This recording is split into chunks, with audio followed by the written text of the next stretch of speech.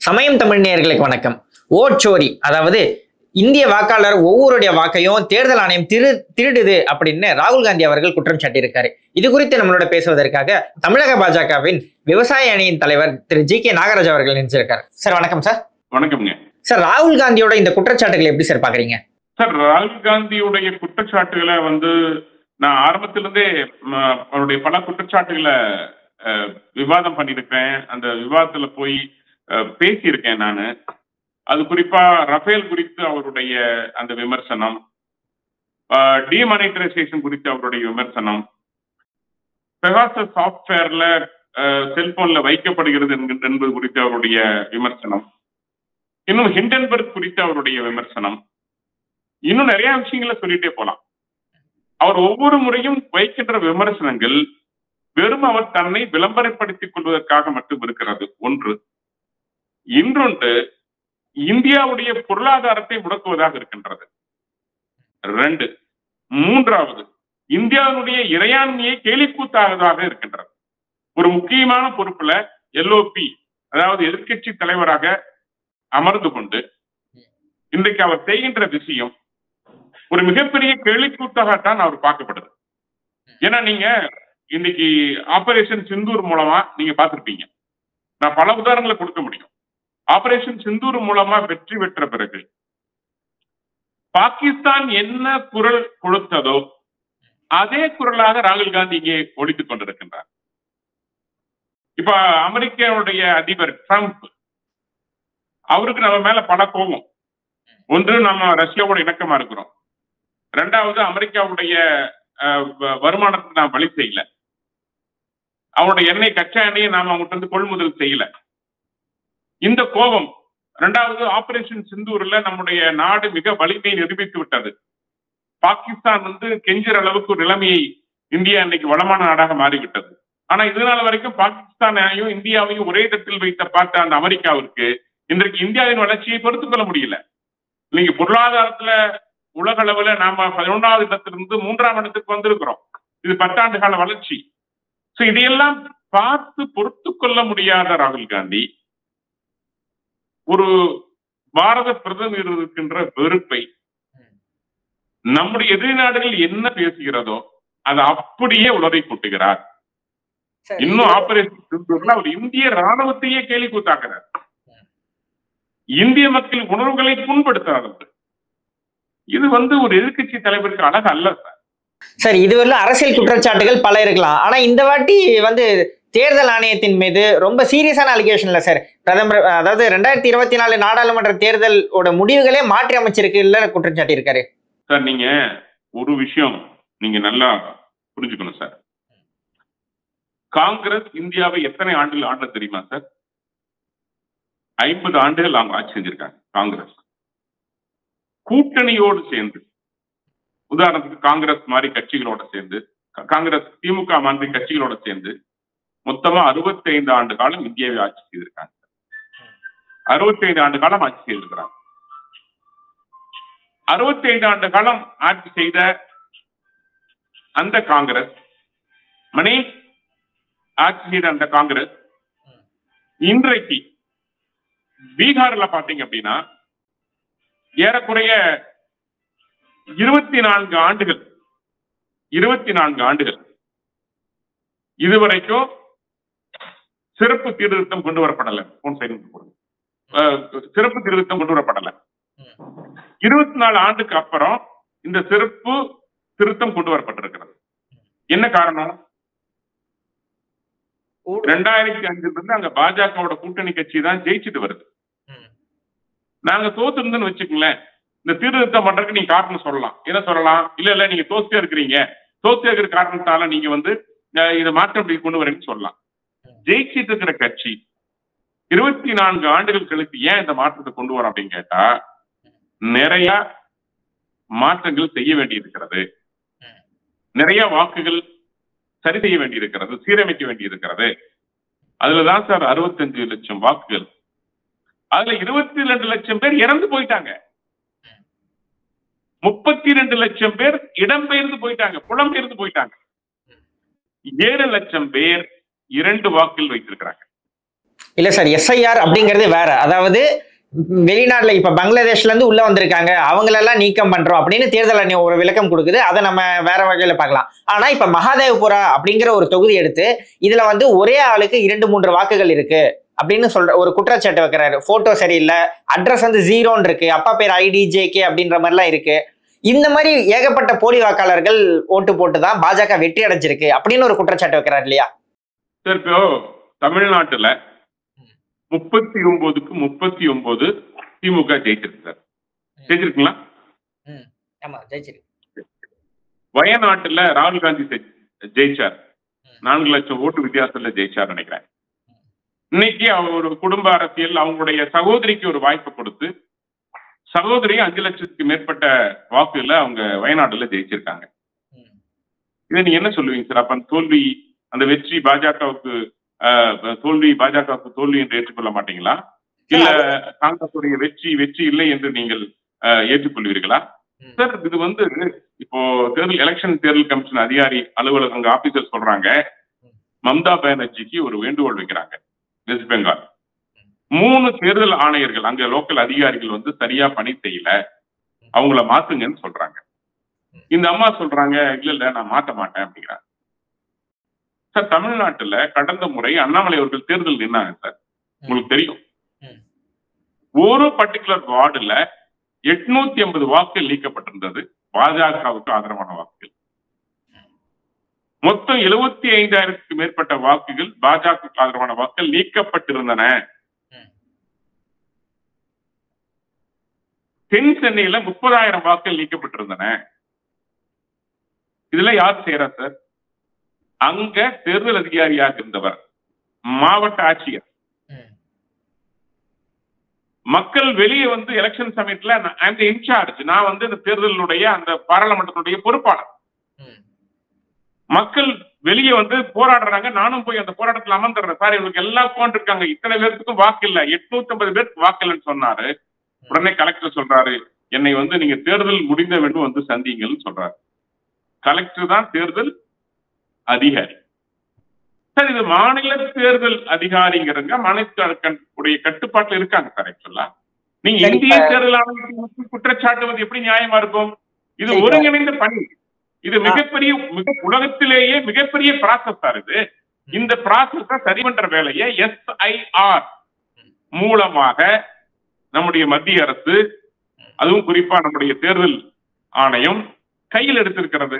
என்ன பயனா சார்? ஏன் இந்த மாதிரி கூச்சல் போடுறாங்கன்னா, இந்த SIR பீகாருக்கு வந்தா மட்டும் பத்தாது, இப்படியே ஒவ்வொரு ஸ்டேட்டுக்கும் இந்த SIR வந்தது அப்படின்னா இவங்களுடைய வண்டவாளம் வெளியே வந்துடும்.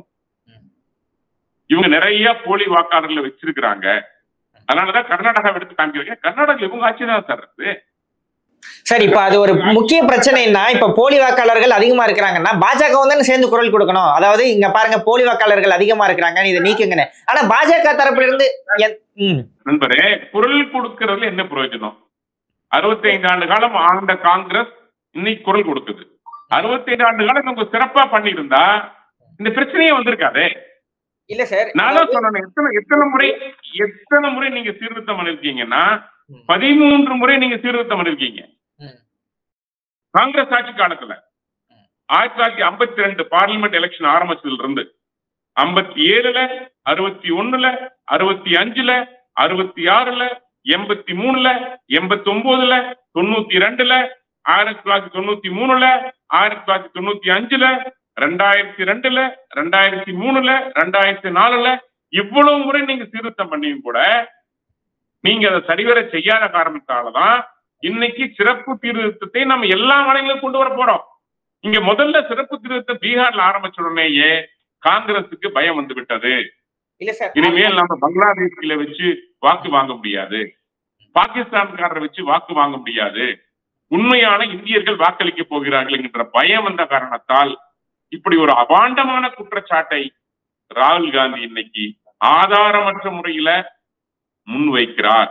அது மட்டும் இல்லைங்க, தேர்தல் கமிஷன் கேக்குது, சரி சார், நீங்க வந்து ஒரு பெண் வந்து 2 ஓட்டு போட்டான்னு சொல்லி சொல்றீங்க, நீங்க காமிக்கின்ற அந்த அந்த ஆதாரம் வந்து தேர்தல் ஆணையத்தோடது அல்ல, அந்த பெண்மணியும் சொல்லிட்டாங்க நான் 2 ஓட்டு போடலன்னு சொல்லிட்டாங்க. அஃபிடவிட்டா கொடுங்க. நீங்க அஃபிடவிட்டா எழுதி எங்களுக்கு நீங்க வந்து கொடுங்கன்னு கேட்டா, இல்ல நான் நாடாளுமன்றத்திலேயே நான் வந்து பிரமாண பத்திரம் கொடுத்துட்டேன், உறுதி எடுத்துட்டேன் அப்படின்னு சொன்னா எதுக்கு முடிச்சு போடுறீங்க சார் நீங்க? சரிங்க, குற்றம் சாட்டுறதே தேர்தல் ஆணையத்தின் மேலதான் சார் குற்றம் சாட்டுறாங்க. இப்ப அவங்க கிட்டே போய் நான் கம்ப்ளைண்ட் கொடுக்கணுமான்ல அவங்க கேள்வியா இருக்கு. சார் நீங்க ஆதார் பண்ணி கொடுக்கணும்ல சார். நீங்க இன்னைக்கு ஒண்ணு பேசுவீங்க, நாளைக்கு ஒண்ணு பேசுவீங்க, நாளானைக்கு ஒண்ணு பேசுவீங்க. என்னங்கிறத நீங்க ரைட்டிங்ல கொடுத்து இந்த மாதிரி எல்லாம் உண்மையில கொடுக்க. ஏன்னா நீங்க ஒரு மிகப்பெரிய தேர்தல் ஆணையத்தின் மீது நீங்க குற்றச்சாட்டை வைக்கிறீங்க. ஒரு பிரதமரை வந்து ஒரு நடந்து முடிஞ்ச தேர்தலை நீங்க கேவலப்படுத்துறீங்க. ரொம்ப சீப்பான முறையில நீங்க விமர்சனம் பண்றீங்க. இதுக்கு முன்னாடி நீங்க ரஃபேல் குறித்து அப்படிதான் பேசுனீங்க சார். ரஃபேல் குறித்து அவர் பேசியதுல நான் சொல்றேன் பாருங்க, எவ்வளவு பொய்யர் நான் சொல்றேன். ராகுல் காந்தி தீர்ப்பு வருது சார், இறுதி தீர்ப்பு. போடப்பட்ட எல்லா வழக்குகளையும், ரஃபேல் அந்த விமானம் வாங்கியது குறித்து போடப்பட்ட எல்லா வழக்குகளையும் ஒன்றாக இணைத்து ரிவ்யூ பெட்டிஷன் உட்பட எல்லாத்தையும் தள்ளுபடி செய்த உச்ச நீதிமன்றம் மே 10 தீர்ப்பு கொடுக்கிறப்போ ராகுல் காந்தி போய் நிபந்தனையற்ற மன்னிப்பு கேட்டார். சுப்ரீம் கோர்ட் பேரை சொன்னதுனாலதான் மன்னிப்பு கேட்டாரு அப்படின்னு வாதம் இருக்குல்ல சார்? சார் மே 10, 2020 ராகுல் காந்தி அன்கண்டிஷனல் அப்பாலஜி கேட்டார். இது வந்து உச்ச நீதிமன்றம் பட்டியலில் இருக்கிற அந்த விவரம். பண மதிப்பிழைப்பு குறித்து ஒரு பேசினார் சார், டிமானிட்டரைசேஷன். 22/1/2023 உச்ச நீதிமன்றம் தீர்ப்பு கொடுக்குது. Demonetization was done for the purpose of elimination of black money. Was done for the purpose of elimination of black money and to control the terror finance. ரொம்ப தெளிவான தீர்ப்பு கொடுத்துருக்கு சார். இன்னைக்கு ஆர்டிகல் 370 நீக்கப்பட்டதுக்கு அப்புறம் இன்னைக்கு மிகப்பெரிய ஒரு ஜனநாயக தேர்தல் நடத்தி முடிச்சிருக்கிறோம். இதே விஷயத்தை நாங்க பயன்படுத்தி இருந்தோம்னா நீங்க அங்க நம்முடைய ஜம்மு காஷ்மீர்ல பாஜக ஜெயிச்சு ஆட்சி அமைச்சிருக்கணும்ல. ஏன் இன்னைக்கு எதிர்கட்சிகள் ஆட்சியில் அமைந்திருக்காங்க? சரி, இதெல்லாம் நீங்க யோசிக்கணும். அதான் கேக்குறேனே, வயநாட்டுல ஜெயிக்கிறீங்க சார். 18 மாநிலங்கள் தான் பிஜேபி ஆட்சியில் இருக்கிறது. மற்ற இடங்கள்ல காங்கிரஸ் ஜெயித்து கொண்டிருக்கிறது. அப்ப நீங்க ஜெயிச்சிட்டு இருக்கிறப்போ இன்னைக்கு ஆம் ஆத்மி கட்சி ஜெயிச்சு வந்திருக்கிறது. சரி, ஜனநாயக முறையில காங்கிரஸ்ல நீங்க ஆட்சி, கர்நாடகாவில் காங்கிரஸ் ஆட்சியில் இருக்கிறது. நீங்க மொத்தம் பொதுவா நீங்க போடுற இந்த குற்றச்சாட்டு வந்து நீங்க இன்னும் இந்திய இறையாண்மையை கேவலப்படுத்துறீங்க. தேர்தல் கமிஷன், எலெக்ஷன் கமிஷன் தன்னுடைய பணியை செய்கிறது. சார், ரெண்டு கேள்விதான் சார் அவங்க வைக்கிறாங்க. ஒண்ணு வந்து இந்த 65 லட்சம் ஓட்டை நீக்கிறீங்களே, இந்த நாடாளுமன்ற தேர்தலுக்கு முன்னாடி நீக்கிறதுக்கு என்ன அதுல பிரச்சனை? ரெண்டாவது வந்து இந்த மாதிரி போலி வாக்காளர்கள் இருக்கிறாங்க அப்படின்னா பாஜகவும் சேர்ந்து இல்ல, இது பொய்யான போலி வாக்காளர்கள் நிறைய பேர் இருக்காங்க அப்படின்னு தேர்தல் ஆணையத்தை கேள்வி கேட்கணும். ஆனா பாஜக அமைச்சர்கள் ஏன் தேர்தல் ஆணையத்தை டிஃபெண்ட் பண்ணிட்டு இருக்காங்க அப்படின்னு கேட்கறாங்க. சார், நீங்க தேர்தல் ஆணையம் பணி செய்ய நாம் யார் சப்போர்ட் பண்ணணும் சார்? ஒருவர் கடுமையா ஒரு அமைப்பை தாக்குறாங்கிறப்போ அந்த அமைப்பு நியாயமாக பணி செய்கின்ற பொழுது அதை பாதுகாக்கின்ற அமைப்பு அந்த அரசுக்கு இருக்கா இல்லையா? இல்ல, அது தேர்தல் இல்லையா? பாஜக எதுக்கு டிஃபெண்ட் பண்ணுது அத? இல்ல சார், அதான் சொல்றேன் சார், அந்த அதிகாரிகள் அமைச்சர்கள் பதில் சொல்லி ஆகணும் இல்ல. ஏன்னா இவர் இப்ப மட்டும் இல்ல, இது மாதிரி பல குற்றச்சாட்டுகள் வச்சுட்டே வராரு. அப்ப நீங்க தேர்தல் ஆணையத்துக்கான உண்மையான விஷயத்தை சொல்லி ஆகணும்ல. 65 லட்சம் வாக்கள் ஏன் இருக்கிறோங்கிற விலக்கு கொடுத்தாச்சு. 22 லட்சம் பேர் செத்து போயிட்டாங்க சார். அதான், அது நாடாளுமன்ற தேர்தலுக்கு முன்னாடி பண்றதுல என்ன பிரச்சனை சார்? நாடாளுமன்ற தேர்தல், அதாவது இப்ப நீங்க உங்க குற்றச்சாட்டின்படி பங்களாதேஷ்ல இருந்து வந்தவங்க தான் நாடாளுமன்ற தேர்தல ஓட்டு போட்டாங்களா சார்? இப்போ 65 லட்சம் பேர்ல இன்னைக்கு இறந்து போனவங்களே 32 லட்சம் பேர், 22 லட்சம் பேர். புலம்பெயர்ந்து போனாங்க 32 லட்சம் பேர் போயிருக்காங்க. டிஃபரன்ஸ் பாத்தீங்க 7 லட்சம் பேருக்கு 2 இடத்துல ஓட்டு இருக்கு. டிஃபரன்ஸ் பாத்தீங்கன்னா 1.2 லட்சம் ஓட்டு தான், என்னன்னு தெரியல. மேபி அவர்கள் பங்களாதேஷ்ல இருந்தோ அங்கிருந்தோ வந்திருக்கலாம். இது வந்து எஸ்ஐஆர் மூலம் தான் சரி பண்ண முடியும். அதனாலதான் 11 ஆவணங்கள் கேட்கறாங்க. ஆதார் கார்டை கூட ஏன் எடுத்துக்கலன்னா, வெஸ்ட் பெங்கால் போன்ற மாநிலங்கள் எல்லாம் ஆதார் கார்டை சும்மா அள்ளி வீசினாங்க. மாநில அரசு உதவியோட நிறைய விஷயங்கள் நடந்தது. அதனாலதான் 11 ஆவணங்கள் இன்னைக்கு கேட்டு அதன் மூலமா சரிபார்க்கின்ற பணியை செய்து. இதுதான் பயம். ராகுல் காந்தி என்ன பயம்னா, இந்த சரிபார்க்கும் எஸ்ஐஆர் முறையால் இனி பங்களாதேஷ்காரங்கள் காங்கிரஸுக்கு வாக்களிக்க மாட்டாங்க. ஏன்னா இவங்க தங்களை இஸ்லாமியர்களுடைய இறைதூர்களாக காமிச்சுக்கிறாங்க. அவர் இந்தியன் நேஷனல் காங்கிரஸ் அல்ல, இஸ்லாமிக் நேஷனல் காங்கிரஸ் மாதிரி தான் அவர் பிஹேவ் பண்றாரு. ஒவ்வொரு முறையும் நீங்க அவங்க பேசின பேச்சை பாருங்களேன். நான் இஸ்லாமிய சகோதரர்களுடைய பற்றி குறை சொல்லல. ஆனா இஸ்லாமியர்களுக்கு வந்து பாதுகாப்பு தருவதாக தன்னை முன்னிறுத்தி காட்டுக்கொண்டிருந்த கட்சி இஸ்லாமியர்களுக்காக எதுவுமே செய்யல. வெறும் பிரிவினைவாத வாக்கு வங்கி அரசியலை செய்து கொண்டிருந்த கட்சி நீங்க இப்படி ஒரு செயல்பாட்டை செய்கின்ற பொழுது அதை டிஃபெண்ட் பண்ணி இந்த கட்சியுடைய முகத்தறியை கிழிக்க வேண்டிய கடமை பாஜகவுக்கு உண்டு, அமைச்சர்களுக்கு உண்டு. அதான் சார் கேட்கிறேன். நான் ஒன்னே ஒன்று சொல்றேன். நீங்க பீகார்ல போங்க, 65 லட்சம் வாக்குன்னு சொல்றீங்கல்ல, இன்னைக்கு வரைக்கும் தேர்தல் கமிஷன் சொல்றாங்க அங்க எந்த ஒரு அரசியல் கட்சியும் பீகார்ல தகுதியற்ற நபர் நீக்கப்பட்டு விட்டார் என்றோ, தகுதி இல்லாதவர் சேர்க்கப்பட்டு விட்டார் என்றோ இதுவரை எந்த அரசியல் கட்சியும் குற்றச்சாட்டு வைக்கவில்லை, ஆதாரத்தை கொடுக்கவில்லை. ஆதாரத்தை கொடுக்கவில்லைன்னு கேட்கிறாங்க. நீங்க ஒரு கேம்பெயின் பண்ணுங்க சார். BLA 2 உங்க கட்சியில் இருக்கும்ல, அதான் டைரக்டா எலெக்ஷன் கமிஷனோட தொடர்பு கொள்ள வேண்டிய ஒரு நபர். அவர் மூலமாக நீங்க கேம்பெயின் பண்ணுங்க. யாருக்கெல்லாம் வாக்குகளின் பட்டியல் எடுங்க. நீங்க உச்ச நீதிமன்றத்துக்கு போங்க சார், இத்தனை பேர் பட்டியல் இருக்கு, பட்டியலை கொடுங்க சார். உச்ச நீதிமன்றம் தானே இறுதியான தீர்ப்பு கொடுக்க வேண்டியது. உங்களுக்கு இந்த ஜனநாயகத்தின் மீது நம்பிக்கை இல்லைன்னா, ஆனா நீங்க ஜனநாயகத்தின் மீது நீங்க வெற்றி பெற்று வந்திருக்கிறீங்க. நீங்க வெற்றி பெற்று வந்துதான் இந்த ஜனநாயகத்தில் அங்க LOP அதாவது எதிர்க்கட்சியில அமர்ந்திருக்கிறீங்க. அதையே நீங்க கேள்விக்கூத்தாக்குறீங்களே, உங்கள் வெற்றி நீங்க கேள்விக்கூத்தாக்குறீங்களே. அப்ப நீங்க வெற்றி பெற்றது மட்டும் செல்லுமா? நரேந்திர மோடி வெற்றி பெற்றது செல்லாது அப்படின்னா அப்ப தேர்தல் முறையில என்ன நம்பிக்கை இருக்கிறது? இப்ப நீங்க எப்படி வெற்றி பெற்றீங்க? உங்கள் தங்கை எப்படி வெற்றி பெற்றார்? உங்க அம்மா எப்படி வெற்றி பெற்றாங்க? உங்க காங்கிரஸ் கட்சியில் இத்தனை பேர் எப்படி வெற்றி பெற்றாங்க? ஹிந்தி கூட்டணியில இத்தனை பேர் வெற்றி பெற்று எப்படி வந்து இன்னைக்கு ஒரு கோரசா உட்கார்ந்து கொண்டு போராட்டம் செய்யறீங்க? உங்க யோசிக்க வேண்டாமா? உங்களுக்கு யார் வெற்றியை கொடுத்தது? ஜனநாயகம் தானே. இது தவறு இல்லையா சார்? இது ஒரு எதிர்க்கட்சி தலைவர், ஒரு பொறுப்பான ஒரு குடும்பத்தை சேர்ந்தவர், ஒரு பாரம்பரியமாக நேரு இந்திரா காந்தி என்று ஒரு காந்தி பேரை வைத்துக் கொண்டு ஒரு குடும்ப ஆட்சியை இங்கு அரசியல் செய்து கொண்டிருப்பவர்கள் இப்படி இந்தியாவை கேவலப்படுத்துகின்ற ஒரு விஷயத்தை செய்து கொண்டிருப்பது அநாகரிகம் இல்லையா? எந்த வகையில் நியாயம் சார்? எத்தனை நாளைக்கு மக்கள் முட்டாள்களா? எத்தனை நாளைக்கு வேடிக்கை பார்த்துட்டு இருப்பாங்க? எத்தனை நாளைக்கு வேடிக்கை பார்த்துட்டு இருப்பாங்க இதே மாதிரி நீங்க பேசுவத? அதனால நீங்க தயவு செய்து இப்போ சொல்றேன், உங்களுக்கு நெஞ்சில் உரம் இருந்தா ராகுல் காந்திக்கு பிரமாண பத்திரம் அபிடவிட் கொடுங்க, தெளிவு எழுதி கொடுங்க. இதெல்லாம் இருக்குன்னு கொடுங்க. கொடுக்க மாட்டீங்க. ஏன்னா உங்களுக்கு வெறும் வாயில விளையாடிட்டு பப்ளிசிட்டி பண்ணிட்டு மீடியாவில் வந்துட்டு மக்கள்கிட்ட நீங்க எதிர்கட்சி தலைவர் கூட இருக்கிற மாதிரி ஒரு பிம்பத்தை கிரியேட் பண்ணிட்டு காணாம போயிடுவீங்க சார். இந்த ஹிண்டன்பர்க் குறித்து எப்படி எல்லாம் பேசுறாரு சார்? எவ்வளவு லட்சம் கோடி இழப்பு ஏற்படுறது உங்களுக்கு தெரியும் அந்த சமயத்துல. அப்படியே அந்த ஷேர் மார்க்கெட் அப்படியே சரிஞ்சு போச்சு ஹிண்டன்பர்க் மேட்டர்ல, உங்களுக்கு தெரியும். இன்னைக்கு அமெரிக்காவில் ட்ரம்ப் வந்ததுக்கு அப்புறம் ஹிண்டன்பர்க் நிறுவனம் மூடப்பட்டு விட்டது. ஆனா இந்தியாவுக்கு ஏற்பட்ட இழப்பு என்னங்க? அதுக்கு யார் காரணம்? ராகுல் காந்தி.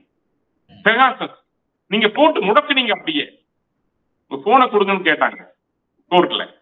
உச்ச நீதிமன்றம் கேட்டுச்சு, உங்களோட போன்ல வந்து அந்த சாப்ட்வேர் இருக்கு, மென்பொருள் இருக்குன்னு சொன்னீங்கன்னா கொடுங்க, ஆய்வு செய்யறன்னு கேட்டா கொடுக்கலையே, ஓடி போயிட்டாரு. என்ன வகையில சார் நியாயம் இது? ஒரு எதிர்க்கட்சி தலைவருக்கு ஒரு மரியாதை வேண்டாமா? இந்த நாட்டின் மீது ஒரு அக்கறை வேண்டாமா? இதுதான் நீங்கள் ஜனநாயகத்தை காப்பாற்றுவதா சார்? மோடிஜி அவர்கள் வந்து அரசியல் சாசனத்தை கையில் எடுத்துட்டு இன்னைக்கு எல்லா இடத்துலயும் அவர் எடுத்ததுக்கு அப்புறம் தான் இன்னைக்கு அரசியல் சாசனத்தை இவங்களே கையில் எடுக்கிறாங்க. இன்னைக்கு எத்தனை மாற்றங்கள் கொண்டு வந்திருக்கோம் சார் நாம. ஆர்டிகல் 370 இருந்து, ராமர் கோயில் கட்டணத்துல இருந்து, பல மசோதாக்களை மாற்றம் பண்ணதுல இருந்து, குடியுரிமை திருத்த சட்டத்திலிருந்து, புதிய குற்றவியல் சட்டத்திலிருந்து எத்தனை மாற்றங்கள் நீங்க பாருங்க. இந்தியாவே ஒரு புது பொலிவான நாடாக மாறி இருக்கிறது. சுய சார்பு இன்னைக்கு சிந்தூர் ஆபரேஷன்ல வெறும் 300 ரூபாய் எக்ஸ்பென்ஸ்ல அங்கிருந்து வர்ற டோனை இந்திய தொழில்நுட்ப உதவியோடு நம்ம அட்டாக் பண்றோம் சார். அதை வெறும் 300 ரூபாய். இவங்க போபஸ் ஆட்சி காலத்துல ML-80ங்கிற ML-70ங்கிற அந்த சிறிய வகையான அந்த கண்ணை வச்சுட்டு நம்ம அதன் மூலமா இன்னைக்கு நம்ம அதை நவீனப்படுத்தி பண்றோம். இன்னைக்கு விண்வெளியில மிகப்பெரிய சாதனை படைச்சிருக்கிறோம். சீனாவின் எல்லை வரைக்கும் நாம வந்து இன்னைக்கு ரோடு போட்டிருக்கோம். இவங்க ஆட்சி காலத்துல 1.5 லட்சம் சதுர கிலோமீட்டர் சீனாவுக்கு தாரை வாக்கப்பட்டது சார். இன்னைக்கு நீங்களே போய் சொல்றீங்க கல்வான் தாக்குதல் இவ்வளவு கிலோமீட்டர் போச்சு, உச்ச நீதிமன்றம் கூட்டு வச்சதே இல்லன்ட்டு. ஒரு பிடி நிலத்தை கூட இன்னைக்கு நம்முடைய மோடி அவர்கள் விட்டு கொடுக்கலைங்க. நீங்க வந்து தயவு செய்து இந்த வாக்கு அரசியலுக்காக இவ்வளவு பெரிய இந்திய தேசத்தை நீங்க கேவலப்படுத்தாதீங்க, அசிங்கப்படுத்தாதீங்க. ஒரு மிகப்பெரிய தலைவரை 27 நாடுகள் உயர்ந்த விருது கொடுத்திருக்கிறார். இஸ்லாமிய நாடுகள் உட்பட, கிறிஸ்துவ நாடுகள் உட்பட. ஒரு அதிபர் பிரதமருடைய காலில் விழுந்து கும்பிடுறார். உங்களுக்கு ஒண்ணு தெரியுமா சார்? போலியோங்கிற ஒரு நோய் வந்தது.